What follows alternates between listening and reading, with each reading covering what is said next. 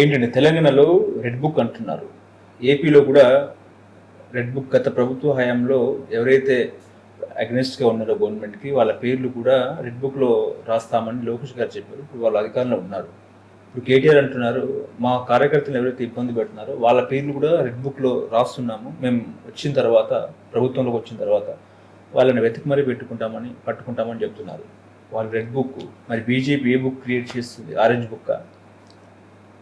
ఇప్పుడు red book చేస్తామనే తొందరపాటు ముచ్చట మంచిది కాదు.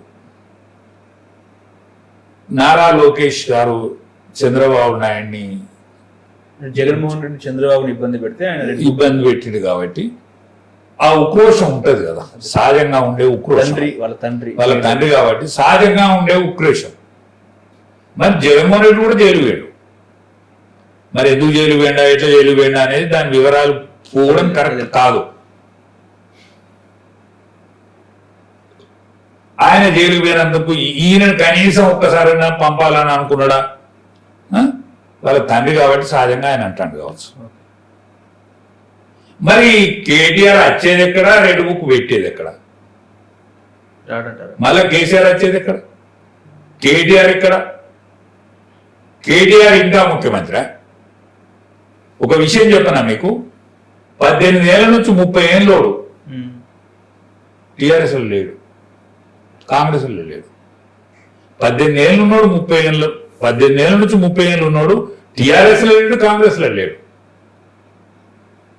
ఆనాడు ఉద్యమ కోణం వల్ల మేము ఉద్యమంలో తిరిగినాడు, టీఆర్ఎస్ లో మేము తిరిగినాడు 2001 నుంచి మిగతా పీరియడ్ అంతా కూడా ఈ 25 ఏళ్ళ పరంపరల 18 ఏళ్ళ నుంచి 30 ఏళ్ళు ఉన్నాడు ఉద్యమ కోణంలో పనిచేసినోళ్ళు. ఆనాడు తెలంగాణ ఉద్యమంలో పనిచేసాడు 18 ఏళ్ళ నుంచి 30 ఏళ్ళు. ఇవాళ 18 ఏళ్ళ నుంచి 30 ఏళ్ళు ఉన్నాడు హిందూ బీజేపీ కూడా బీజేపీ అట్లా హిందూ బీజేపీ. ఎందుకో అట్లా జరిగింది.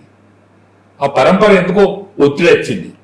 అక్కడ మరి ఆర్ఎస్ఎస్ శాఖ ఉన్నదంటే లేదు, బీజేపీ శాఖ లేని కాదు కూడా బీజేపీ ఉన్నది.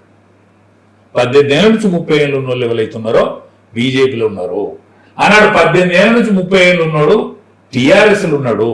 ఆనాడు ఉద్యమంలో పనిచేసిండ్రు, వాళ్ళంతా పెద్ద మనుషులు అయిపోయిండ్రు, వాళ్ళంతా ముసలోళ్ళు అయిన్లు. నేను ఉద్యమంలో పనిచేసిన, నేను 70 ఏళ్ళున్నా, నాతోనేమవుతుంది? మీరేదో మర్యాద వెళ్తే నేను మాట్లాడతాను కావచ్చు, నేను ఉప్తానా, మందలిస్తానా, కడుపులో తలకాయ పెడతానా? ఇప్పుడు ఈ 18 ఏళ్ళ నుంచి 30 ఏళ్ళు ఉన్నాడే కడుపులో తలకాయ పెడతాడు, అక్క అంటాడు, అవ్వ అంటాడు, పాంప్లెట్ వస్తాడు, వాడు ఒకటే ఇస్తాడు. రాజ్యం ఎడిపోతానో పరిశీలిస్తాను ఈనాటి యువతరం. ప్రపంచ దేశాలు ఏం చేస్తానో పరిశీలిస్తాను. మా తరానికి, ఈ తరానికి, యువతరానికి, మా తరానికి, మా తర్వాత తరానికి, మీ తరానికి తేడా ఉన్నదా లేదా? అందుకని మీ తరం ఆలోచించే ఏ తరం అవుతున్నదో ఆ తరం ఆలోచించే యోచనే ఇవాళ ప్రివేల్ అవుతుందని నేను అనుకుంటాను. ఓకే.